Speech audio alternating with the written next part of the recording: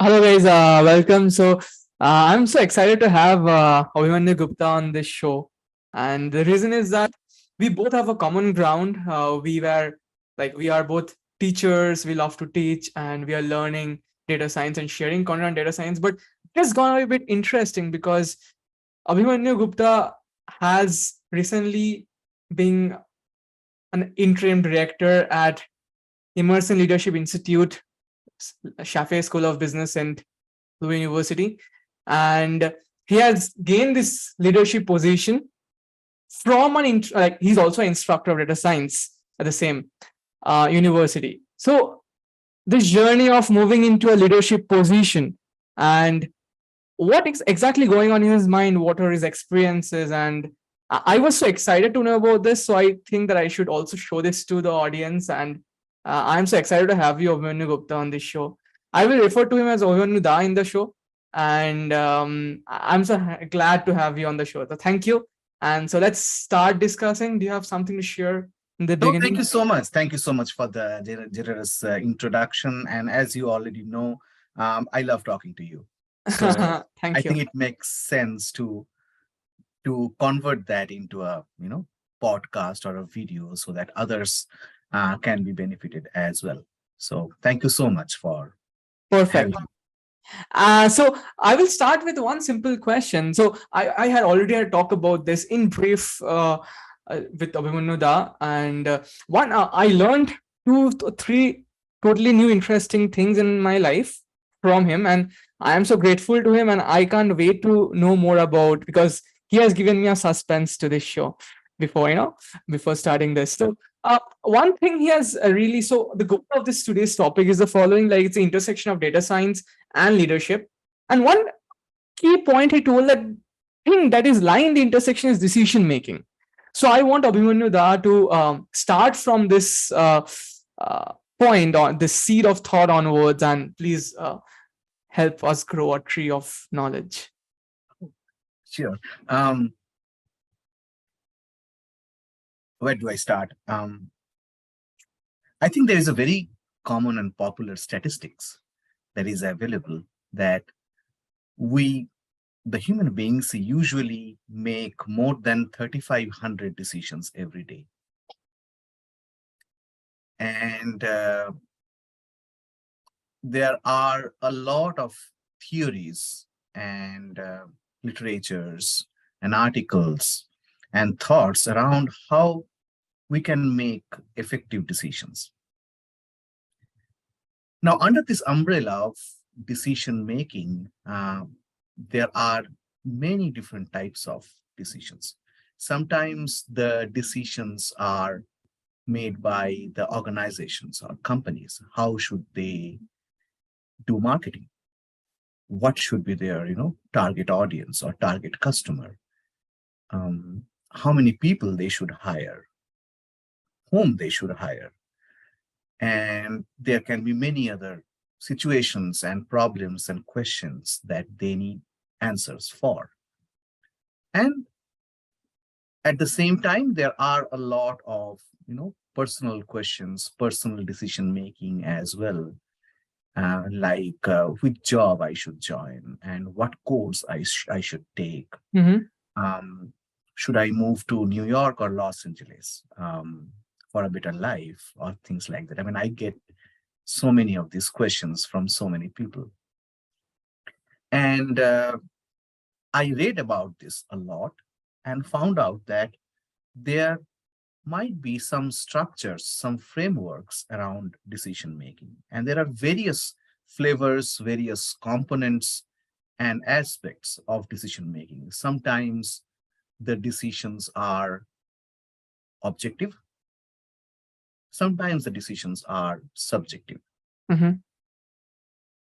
Just to give you a funny example, I mean, I hope that people are not making decisions about which person they should marry Mm-hmm. using data science, right? So there are emotional components, psychological But components, it and all. happens on Tinder, right? Like similar matching. Well, I am the generation before the Tinder generation, so I don't Okay. have much idea about Tinder. Uh, Okay. but Yeah, I mean, if this happens, then I will be cautiously curious about that, if I may put it in a very mild way.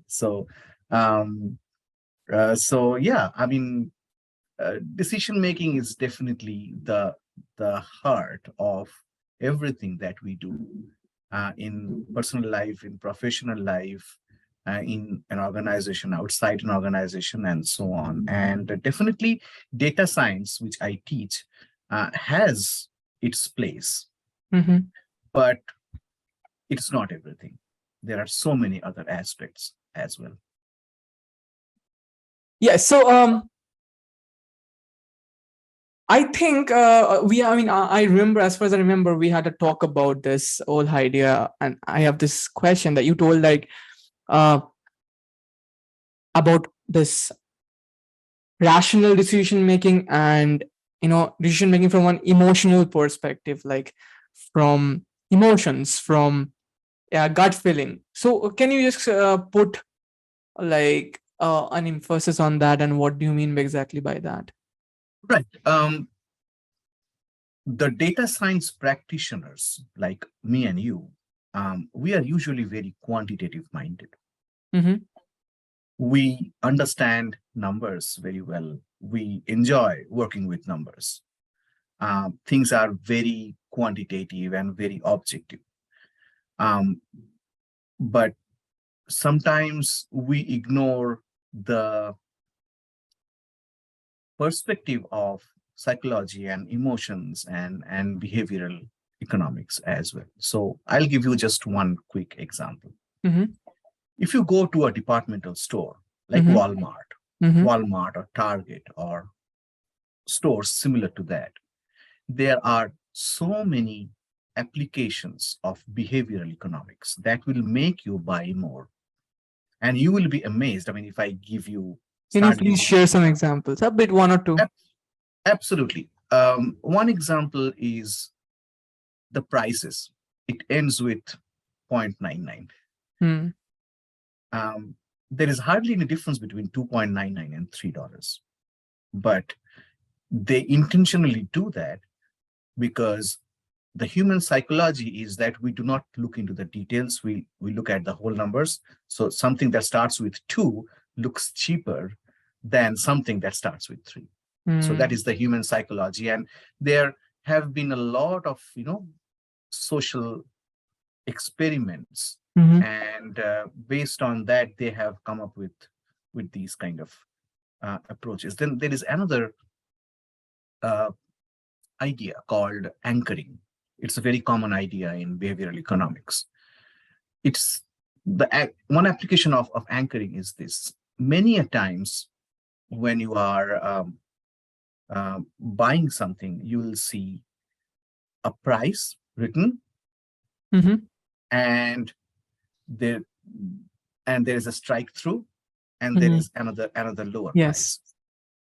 So that is also another theory of behavioral economics, that when you give an opportunity to compare the current price with something else, then suddenly it looks more lucrative.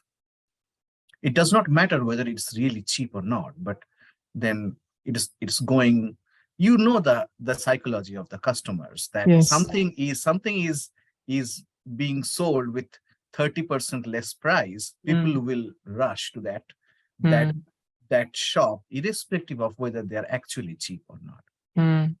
right? True. So True. that is anchoring. And again, there are so many other things, so many other concepts. The stores keep the items that they want to sell in the customer's eye level. Mm.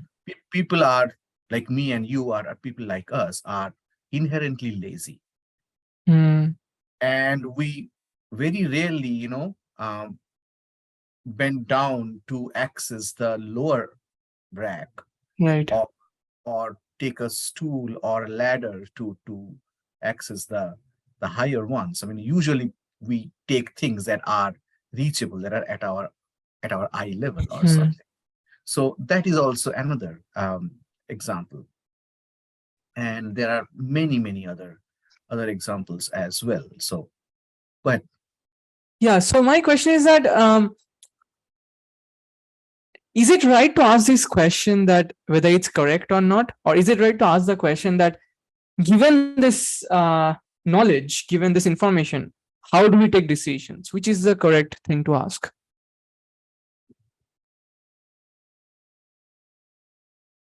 I think there are two sides of this question. One is what theories we should apply and what theories we should not apply as an organization Mm-hmm. or as a provider. That is one very important question. And the answer to that question is ethics. Because there is a very thin line between applying behavioral economics in our daily life and tricking people. Hmm. So we need to be very mindful about what we are doing and why we are doing that. And that is exactly where the concepts of leadership comes into play. That what is right, what is wrong, what should we do, what we should not do. I might trick you to a certain extent, but it should be ethical. For example, when Mm-hmm. I set questions in my courses, Mm-hmm. sometimes I intentionally have tricky questions. Mm-hmm. But at the same time, I need to make sure that it is not tricky enough so that the students are fooled. Okay. The overall idea is to make them learn, to make them, understand things. So a little bit of trick is actually probably helping them, Mm-hmm. but there should not be too much of it because it would be unethical and it will defy the whole purpose of having the exam and having the course. So that is exactly where, and as you can understand, it's a very qualitative concept. Yes. And that is exactly where the leadership comes into play. So when you started this conversation, you mentioned about two things like in my portfolio, data science and leadership. So that is exactly what I am trying to find out. And that is exactly what I'm trying to mix together to teach my students what should we use, how should we use it, and why we should do it that way. So I think that kind of makes it full circle because Hmm. only teaching the data science might not be enough. Hmm. Okay, this is interesting.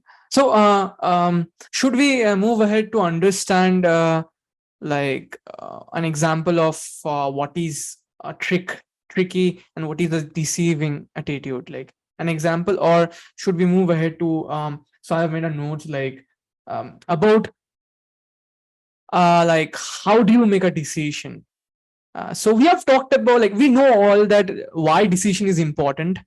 The next question I think we can address is how do we make a decision, and all the 8 resources that we had a great discussion about. I can't wait for you to share that to the public, this the viewers. But before that, will we ask or discuss about right, or um, this the thin line between this qualitative thin line between behavioral economics, psychology, and deceiving people. So this has been a growth. This has been a very important issue in social media that they're trying to get our attention, right? So where is the thin line? How do leaders decide that? So that is a very important question to me. Rather, also in real life, I will share one example. There's another whole concept called pickup artist and dating industry. Okay, so they use psychological methods to manipulate people. Okay, and go into dating and other stuff. That's different, but it's the same thing. It's all sales and marketing versus ethics. So how, as a leader, as an training leader, and as a kingmaker, leader maker in the future, so how do you uh, address this issue? Like how Right. do you, yeah. Very good question. And I must say that it's a very deep question. So let me try to answer this in my way. And Sure. there is no one right answer. There can be many different answers. Mm-hmm. But the way I look at it is this. Um, the primary ingredient to find out what is right and what is not right is the intention. Mm-hmm. In other words, whose interest you are protecting, Hmm. right? If this is, see, we as human beings, we all have our own needs. Hmm. We all need to be secured. We need to be safe. We need to have um, our own needs. There is nothing wrong in earning money by teaching people because I need to survive. Yes. But at the same time, I need to make sure that I'm actually making positive contribution. I'm making my work the value for money, Hmm. for example. So let's come back to the point of intention. Hmm. Um, I can think of an example. So I'll give you a couple of examples. One is the one research paper, and then I'll give you a personal example as well. Um, in Europe, a couple of years back, maybe a couple of decades back, I forgot. Um, there was the program of donations, Mm-hmm. whether persons would be organ donors or not. The same thing happens in US as well. I mean, when you have the driver's license, they Mm-hmm. ask you, do you want to be an organ donor or not? Okay. And we have to opt for it or opt out of it. In Europe, it was a very similar program, and they observed very less enrollments in the organ donation program, Mm-hmm. like 20% or something. Mm-hmm. And they wanted to increase it. Why? The government wanted to increase this because they wanted people to, be of help to each other, like to behave like someone who is part of a community. So you see whose interest the government was trying to protect. The government was trying to protect the interest of its citizens, not Mm-hmm. themselves, right? Mm-hmm. So here comes the intention. So what did they do? They appointed some behavioral economists and psychologists, and they made a tiny change in their website when someone is applying for the driver license. I don't know. I forgot whether it was related to driving license or something else, but whatever it is, there was a website through which the citizens would apply for it, and there was a checkbox Mm-hmm. where the customers or the citizens would opt or opt out of the organ donation program. Initially, earlier in this website, the default was unchecked. Ah. Okay. Now, they had made this tiny change that they made the default checked. Hmm. And Interesting. suddenly, after this, the percentage enrollments went up from 20% to 80%. Exactly the opposite. Exactly the opposite. And I might be wrong in sharing those numbers, but I'm pretty sure that it was a very significant increase. Um, so you can look at it as tricking. Of course, it's tricking, but it's tricking for the benefit of people. Mm. That is where the ethics part comes into picture. If someone is, and organizations and companies, they do all the time. You buy, I bought a bottle of ketchup the other day. And when I looked at the bottom of the bottle, it was a hollow. Did you see that? No, no, I don't know. What? So let's say I bought this bottle, right? The bottom is not flat. It was a hollow inside. So let's sketch up. Yes. Okay. But the size seems to be more. So when someone does that, that is actually tricking, That so again, there's a very fine line between these two Mm. situations. I can tell you a very very personal story of my in-laws. Mm-hmm. So my in-laws, long time back when they were just married, uh, my father-in-law was a professor in Balurghat College in West Bengal, and they were living, in a rented house there.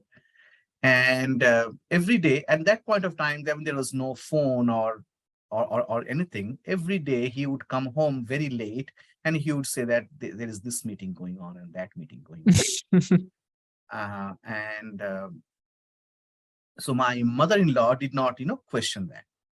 But he would be very late every day, like late evening. And every day there are reasons. I had a meeting with this person or that person. A few months later, my mother-in-law found out that my father-in-law was actually addicted to carom.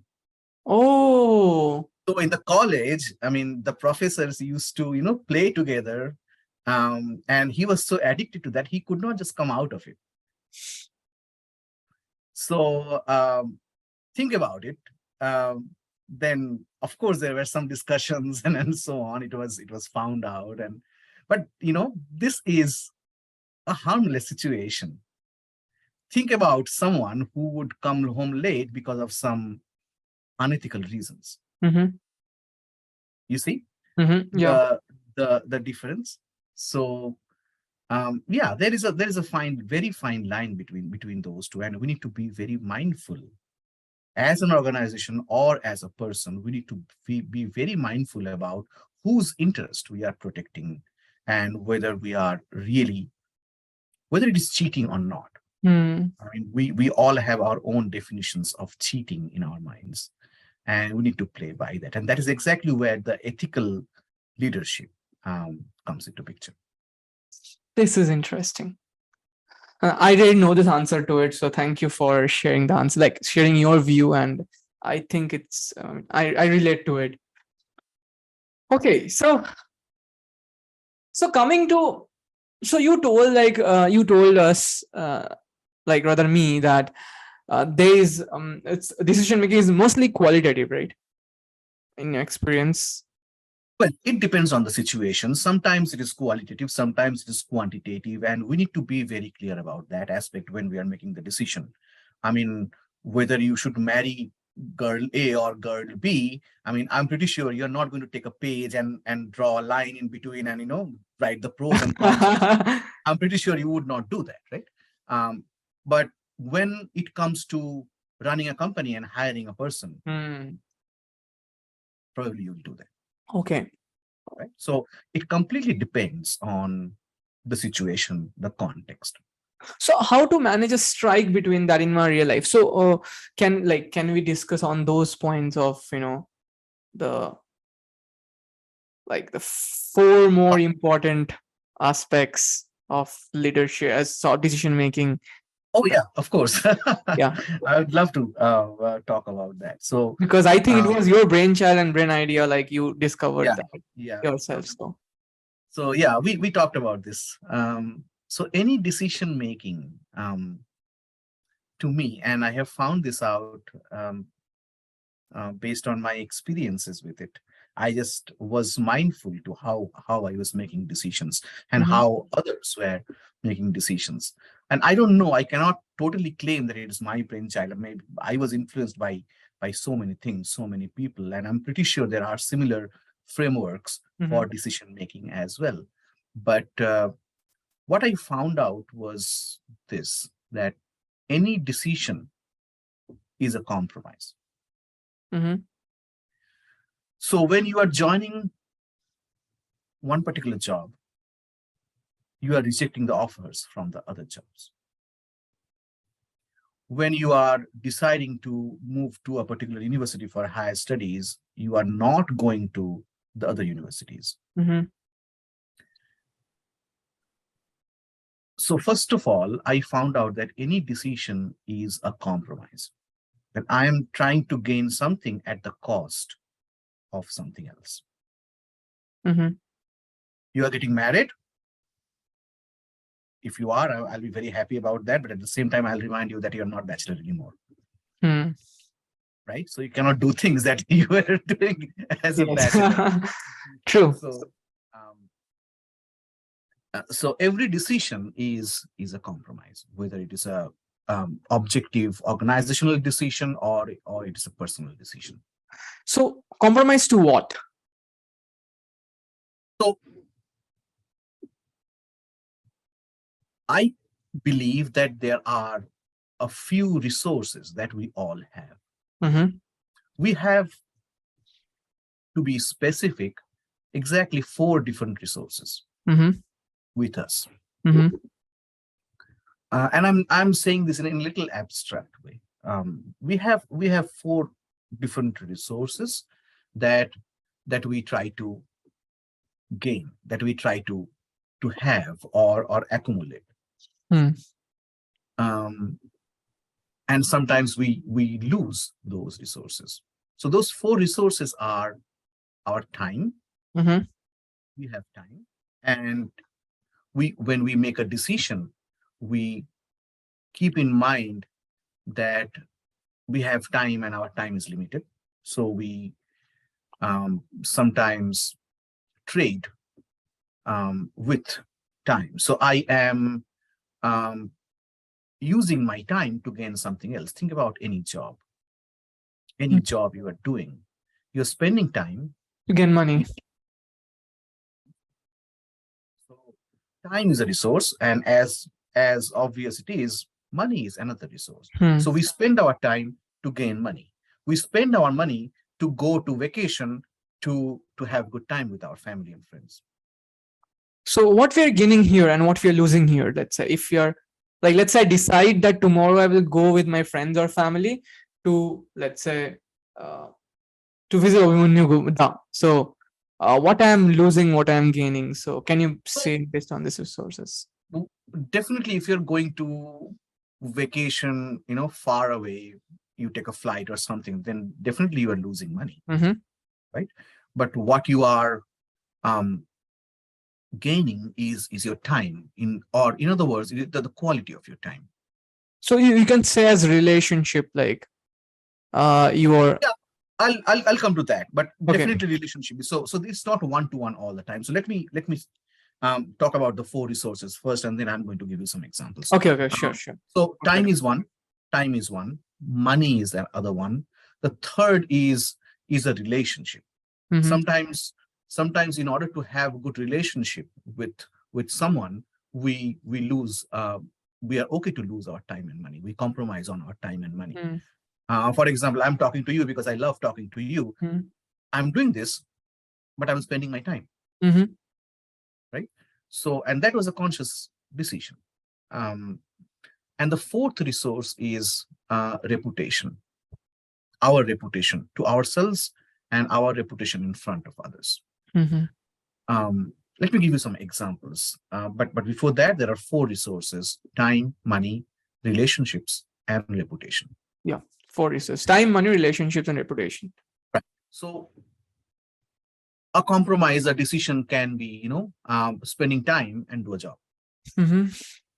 That is time versus money. Vacation is the other way around. And the vacation has good influences on our relationships as well, probably. Mm-hmm. Mm-hmm. Right? So we are spending money, but we are having good time with our family, and we are investing in our relationship.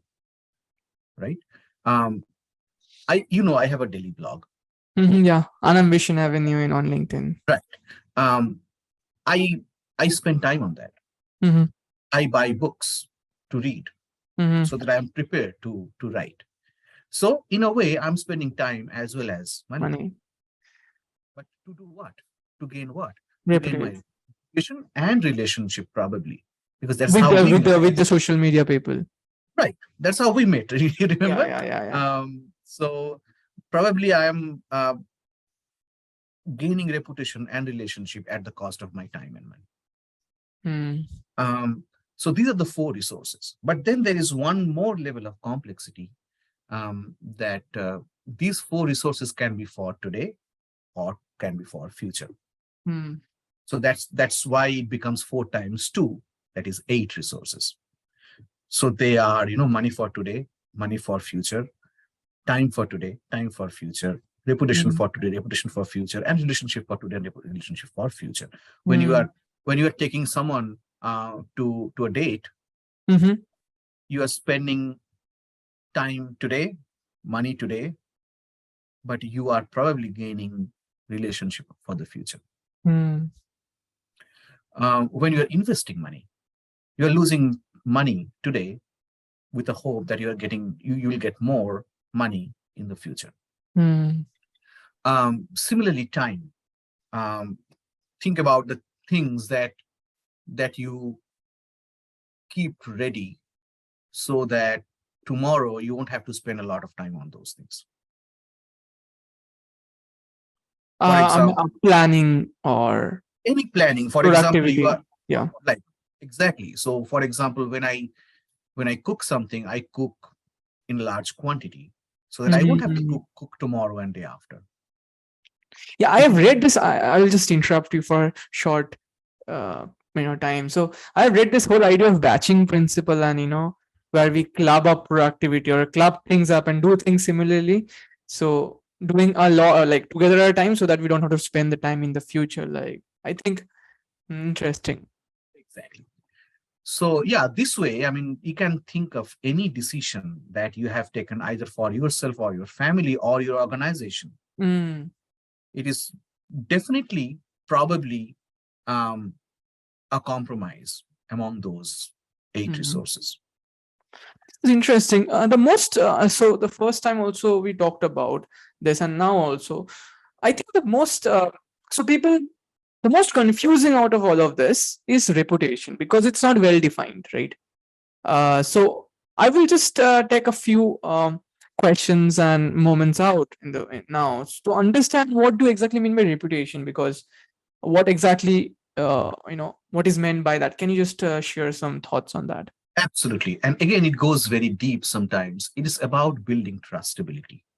Okay. I believe that we are here to help other people. We are Mm-hmm. all we are all serving. I mean, think about any job or anything. I mean, you are doing a job because you're serving some people, Mm-hmm. whoever they might be, and because of that, you are being compensated for True. in the form of money for your time and for your competencies. Right? The question is, why should or would someone do any transaction with you? Let's say, for example, you are a PG student in Penn State University, and you are a teacher. You have taught so many students before, and still now teaching. If I'm a potential data science student, Mm-hmm. why I should reach out to you and take your courses? Yes, I think trust is the first step. Yes. Exactly. Trust is the first step, that I am here not to protect my own interest. I'm not going back to the same Mm. idea of ethics and integrity and intentions, um, to show people that you are trustable, so that people can reach out to you and talk to you. It can be anyone. It can be your family, friend, or Mm. even a stranger. It does not really matter. But are you trustable? Mm. Because if you're not trustable, then nothing else matters. No one, if no one trusts you, nothing matters. No one will give you any opportunity. No one will ask for help. You will probably not have a job or things like that. So I think the core of the reputation is a trust and integrity. Do you keep words? If you promise someone something to someone, do you keep that? And how much people trust you? How much people are willing to invest in you so that they can gain what they want from you, Hmm. This is so right? interesting. Yeah, I'm thinking like whenever we say the word trust, we mean that it's all about like normal trust. Will I trust you or not? But trust also comes with the fact you're capable enough, or I am capable enough for the work you're looking for, the thing you're trying to trust me for. So reputation includes like your aspect of where you have reached, what you have accomplished, the testimonials of what you have done in your life, and also the personal values and integrity. So I think it includes both the like dimensions. Not only that, your portfolio, what you have done historically, what you are capable of is one aspect of it. Hmm. But the other aspect of it is, um, what are your intentions? Hmm. Just to give you a very extreme example, Mm-hmm. Hitler was a great leader. He was Mm-hmm. very intelligent. He was capable of so many things, and we all see this. Mm-hmm. but we all hate him.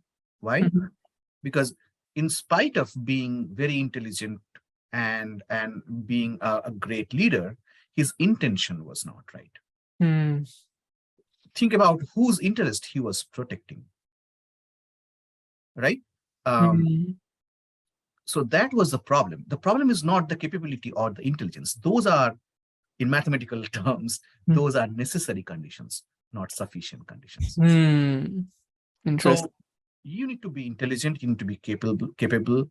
That is your necessary condition to have a reputation.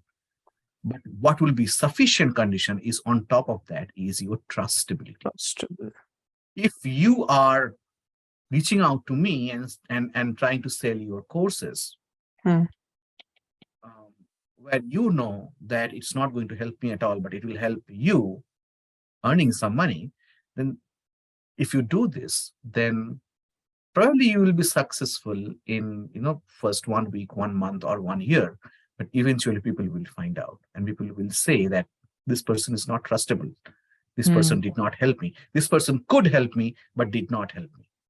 So the question is not about whether you can or not. The question is about whether you will or not.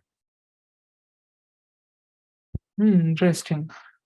So, this is a thing that I have seen in my life, and you have also seen, like, coming to this decision making. So when you will grow on social media, you will receive a lot of personal messages, right?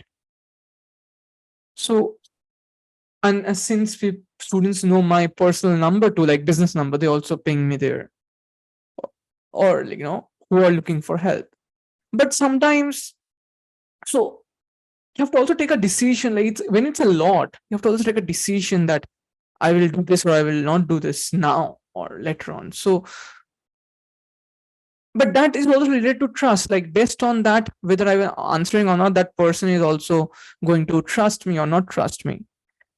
And also, it comes to the fact that I often realize that if a person is not, the message is not well written or something, like it's not clear, okay? So probably I will, probably the best way is maybe not to answer that, or to answer that so that the person makes himself or herself better, or without this failure of receiving messages, or not getting replies from cold emails, they understand that there's some problem with it and they try to find a solution. So it's also making them better if understand. So that's my question, like, what do you think about this problem? I hope I am made myself clear on. Could you clarify a little more? Yes. I did not totally get it. Yeah. So when, so my intention, like, let's say a person sends me a message, okay? Let's say I am sending you a message that, Srijit, I don't know you, but can you help me because I'm an aspiring data science scientist. Yeah, so the person has, yeah, can you help me? So I told yes, but that person, like, let's say he's messaging or she's messaging to someone, higher up, or there's a CEO of a company, okay? So that person will not receive a message back from the CEO. So the question is that, is it right, or like, is it building a way to build trust because with this person? Or the second thing is that the person may think in this way, because I also think in this way, that if I'm not giving replies back, then like, you are sending him a message, you are learning that this is not the way to write. So that's also an intention of not replying back. So what do you think? Did you understand? Like, is Yes, it clear enough? yes.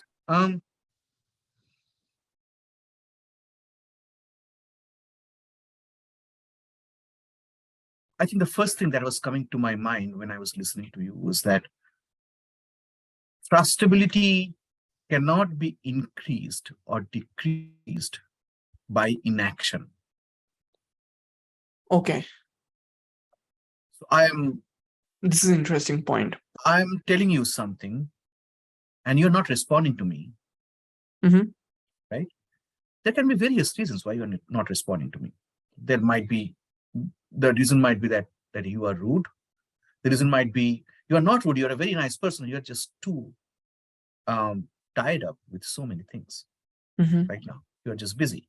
Maybe it was a technological issue that my message did not reach to you, Hmm. right? So once or twice, I mean, when inaction happens like this, I would prefer not to conclude anything about the trustability of the other person. If it goes on after sending 4, 5, 6, 7 emails, then probably I'll have a conclusion. But Okay. I will restrict or resist myself from judging you Hmm. based on a single instance, This because is there might be so many things going on. I might be, you know, if you send me a message and you did not hear back from me, probably you don't know whether I'm in the hospital or not, right? mm, So I think it is important to have that kind of flexibility in our mind as well. That definitely, um, if someone has built a trustability, um, and that person is not responding to you, there might be so many other reasons. So I would hmm. suggest that wait for some time. I think the key word is the reasonability, whether it is reasonable. I sent a message to you yesterday. Should I send another message to you today? Probably not. Maybe I should wait for 7 more days or Hmm. two more weeks. Hmm. Yeah. So I think we all need to be reasonable, because we all, I know you are, and I try my best as well. I mean, always open to help other people, Mhm. but that does not mean that people will should expect, immediate response every Hmm. time. It's not our primary job, right? I mean, Hmm. we are here, whatever we are doing, we are basically trying to survive with Hmm. ourselves, with our family.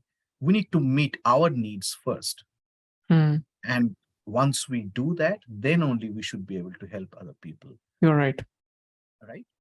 If you do not eat, if you do not sleep, very soon you will be in a position of not, you will be in a situation where you will not be able to help anyone in the world, right? So you Hmm. need to make sure that you are eating in time, you're eating the right thing, you're having enough sleep, you are financially doing okay, Hmm. you have good relationship and trust and friends around you who take care of you. I mean, those are the basic needs, and helping people is great, but it does not happen before you take care of yourself Hmm. first. You're right. So right. So, yeah, this is like, there's an emoji I told you that it's like the bomb is blasting to the mind. So it's kind of that feeling like. So I have read this whole aspect. So I will. So let me just ask you this: that like, can we take a small detour and ask about a few things about these resources? Yep. Okay. So this is a very important concept that, like, I read it that, you know first of all, in the job, okay, so it's about the relationship or the transaction of time and money. Okay, so what is a correct transaction of time and money of a person and company or another person? Like, two entities are there, one is giving time, another is giving money, time for some job or work.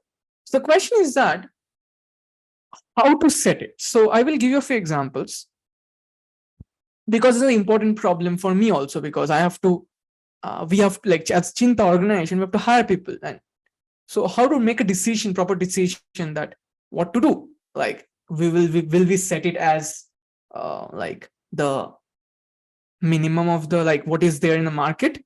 Will we set it higher, or how do we manage it? So this is very important to for me to know, as an, to be ethical and as well help people, and not be to make them over expected about what they're expecting from us. So how do you perceive So this? you, just to understand, I mean, you are asking how you should hire people. Is that right? Not hiring people, but how we should set the balance between, like, what should be the salary? Like, is it correct to give it based on time? Is it like amount of hours one is working? Is it correct to give based on what is the market demand? Or is it something else? Or some, like, I heard some people say this time and this salary are, it's not the correct mindset. The perfect way to is give money based on value they're providing. So this is a confusion to me. So how what's your notion? Like, what's your take? I'm going to go a little abstract here Sure. and talk about a new concept first before actually answering your question. Whenever money is involved in a transaction, Mm-hmm.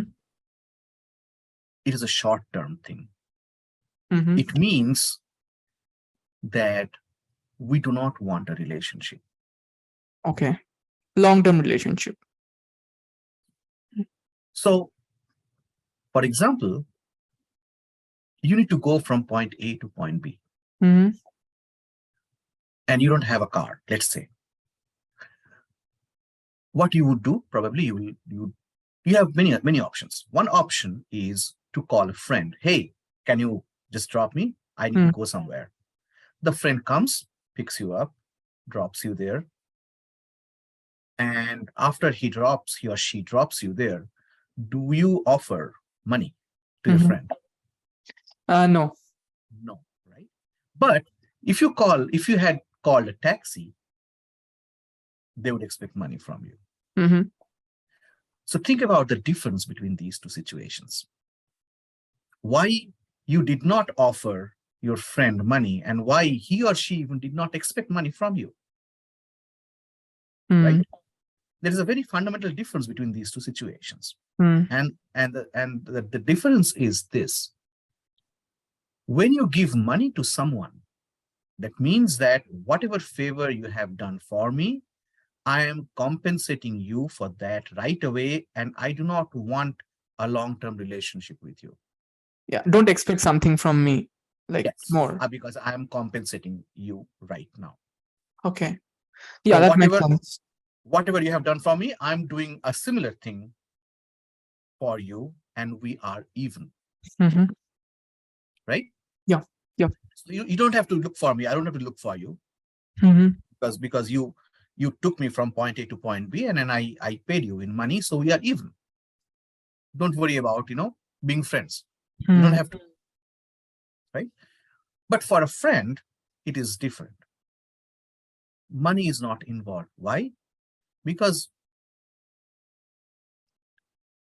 you don't have to always be even with your friends. That is the nature of friendship or any relationship, as a matter of fact, that you don't have to always be even. People can keep the lack of evenness in their minds when it comes to friend and family. Hey, I have a shirt that I do not wear. Do you want to take it? Your friends probably will say this, and they will not expect any money from you. Why? Because they will know that if there's a similar situation at your end, you would do the same thing with them. So people are okay with not being even with each other in a relationship. Right. Right. So that is the concept, first of all, that when money comes into something, you're calling it even, and you don't want a relationship. When there is no money, then you are in a relationship, be it friend or be it something else, and it is okay to not be even. Think about you and your father, for example, or anyone, your mom or anyone in your family member. You borrow money from them, they borrow money from you. You don't keep a score. Your mom does not say that I washed the dishes yesterday, so now today is your turn, I won't do it. She does not say that. Or I cooked for you yesterday, it's your turn to cook today. They won't do it. But if you live with unknown people as your roommates, probably they will do it because they're Hmm. not your friends. They're just your roommates, and they want everything to be even all the time, Hmm. right? So I personally call it emotional credit. Okay. So, for example, if I give you some money, it's a credit transaction, Hmm. right? And sometimes I do something for you, it's still a credit, but it's emotional credit because you remember this. If I have done something to you good, then you will remember it and you will probably be available to do a very similar thing for me when I am in need. Hmm. You don't have to be even. So with this concept, I'm now going to go back and answer your question. Hmm. When you are hiring someone, you have to really think about whether it is a short-term thing or it is a long-term thing. Sometimes people will join you because they support your cause. Hmm. They won't care much about money. Think about how we volunteer. Yeah. Volunteering is a very interesting topic to me. It does not volunteering or donating money. It's a very interesting topic to me because it does not have any rational foundation. True. Like according to economics, you mean? Yes, classical economics will always assume that we are all rational human beings, Hmm. but volunteering or donating to charity is not something rational to do if you think from that perspective, Nice. right? So you have to find out. I mean, if I am hiring for my own thing, I would rather find out how much these people um, support my cause, or they are how much are they aligned with why I'm doing this, Hmm. Makes right? sense. If if if you negotiate with the person you are hiring, or if they negotiate with you, Hmm. they are both harmful equally, Okay. right? So if someone asks for more money, and I know that the startups and everything, they run in very tight budgets. I Hmm. know this. But if you think that um, someone is asking too much money from you, you have absolutely the right to say that, well, I'm sorry, I cannot hire you because I don't have that much of budget. Hmm. Got it. But but will you be willing to be uh, a supporter, a patron of our cause?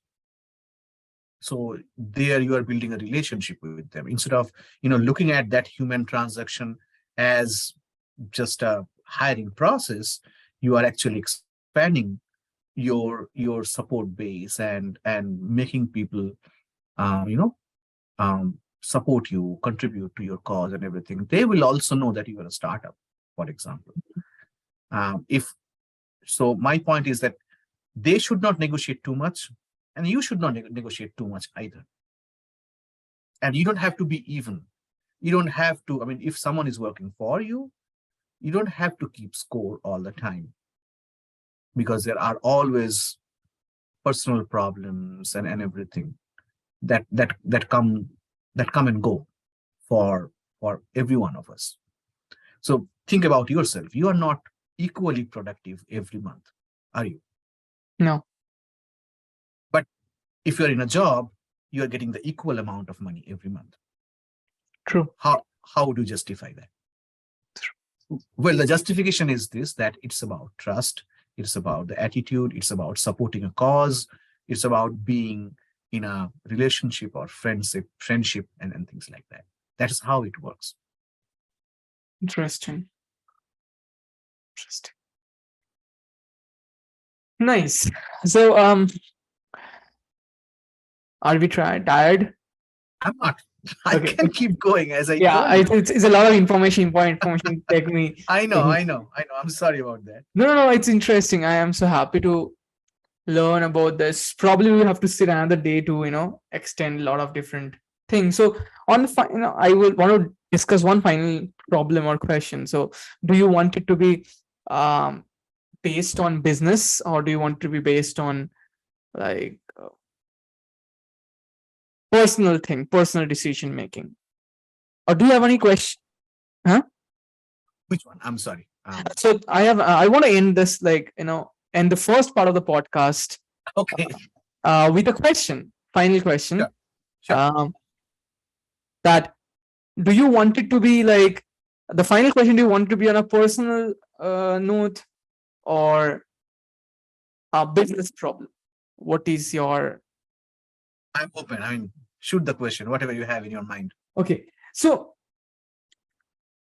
as a person who loves to do business and loves the idea of business, so one important thing that I have been facing issue in the last year, and I want to improve upon this year, is the idea of delegation. And the issue, the the problem in the work we are doing in Chinta is that um, the work is very the things we are teaching, okay, that is very sophisticated. Okay, so that the question of delegating that sophisticated teaching to someone else is hard, because it's hard to find someone so sophisticated and delicate in that in the knowledge base. So how to delegate? So this is a question that rather, is delegation important also in personal life? Can you give an example? So I want to end this with the idea of delegation, the decision making of when to delegate, how to delegate, and why to delegate. So this, I want a short discussion on this from your end. Very good question. Very, very interesting question. I think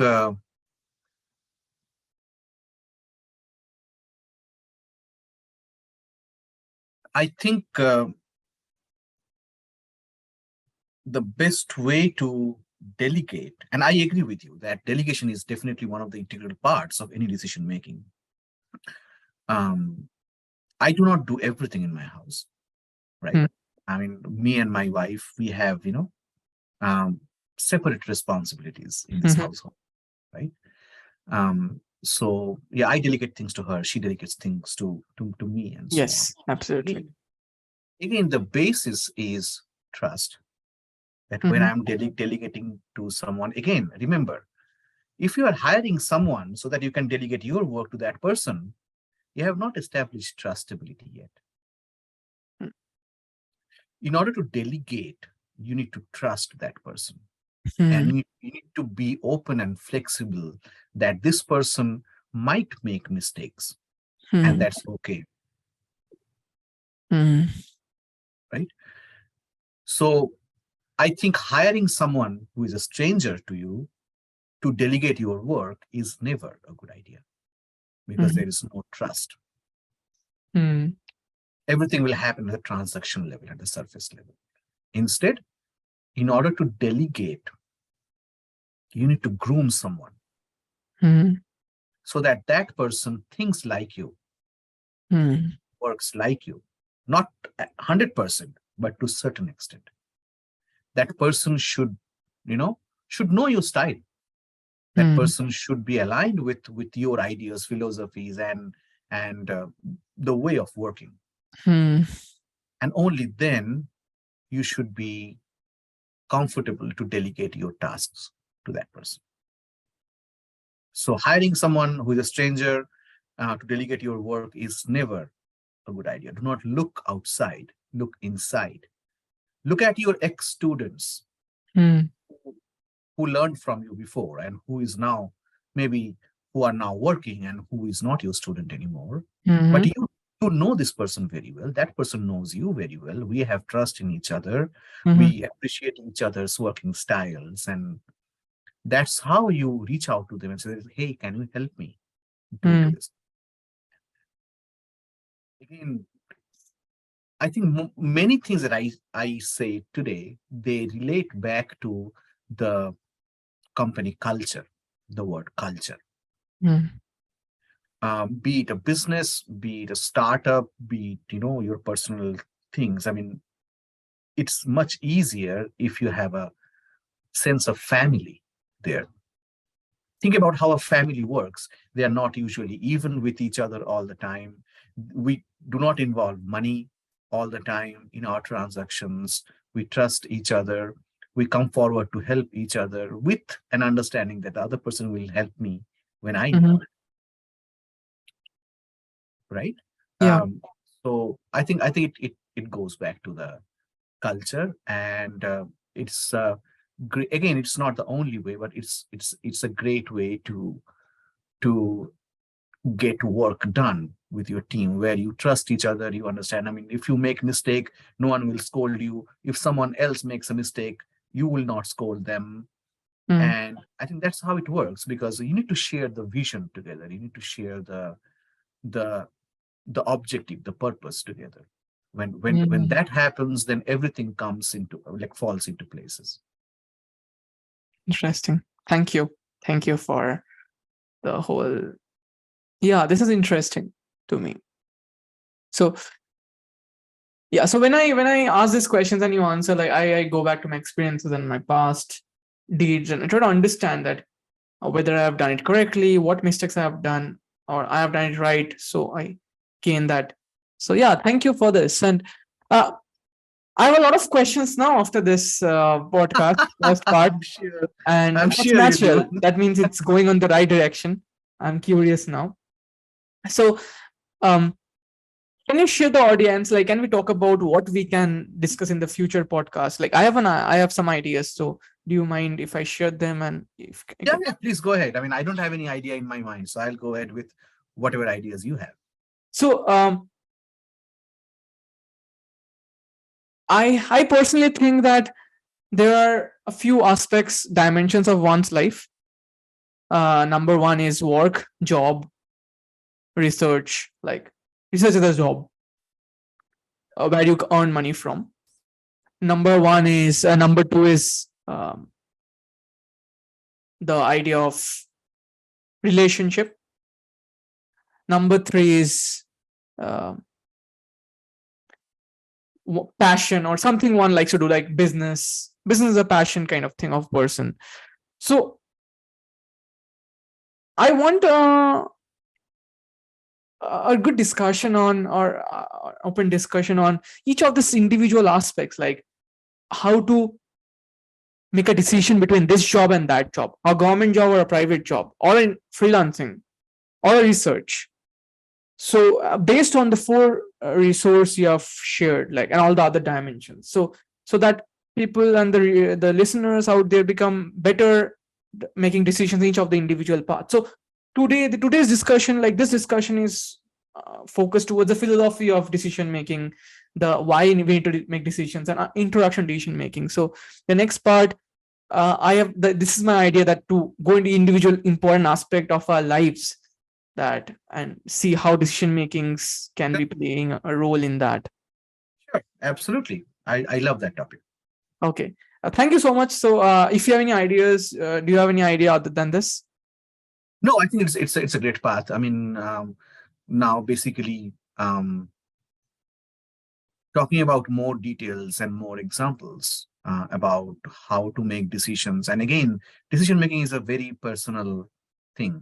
I mean, the decision that will work for me might not work for you. So how Mhm. to, so we'll talk about the process The more than framework, anything yes. else. The framework, the process, not the actual decision that, hey, Mhm. Yes, yes, you should absolutely, always go to Harvard or things absolutely, like that. We're not going to absolutely, focus absolutely. on the outcome. We are going to focus on the process. And we can take one thing at a time, one slice, one specific situation at a time, and then we can talk about it with Perfect. a lot of examples and things like that. I like that idea. Perfect. Thank you so much. And yeah, I think the next one should be probably on career and Okay. jobs, because that's fun. I have helped acquired. I've tried to help, because students are very confused. People are confused about careers and like, and I have given my best based on my experiences to help them out.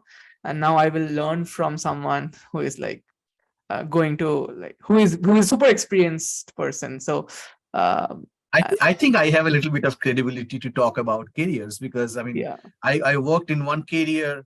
I had one career and stayed there for 17 years to find out that I don't like it and I something Okay. else. So I'm pretty sure it might be a very interesting conversation. Yeah, yeah. Thank you so much. So thank you for for sharing your knowledge, and I Most am welcome. hoping, and I'm just waiting for the next part of the conversation. We will discuss about it, and yeah, thank you all the people out here for watching till the end. And yeah, so stay tuned, and we will see in the next video. And if you have any question regarding decision making, please leave your comments in the comment section so that we together can address it and share another video. And I will be linking Abhimanyu Gupta's LinkedIn profile uh, and other social media profiles he wants me to so that you can get in touch with him and ask him personal questions. So thank you guys, thank you Abhimanyu Gupta and Abhimanyu Da, and yeah, I will see you in the next part of the video. Thank you. Thank you very much for the opportunity. I'll look forward as well. Yes, yes.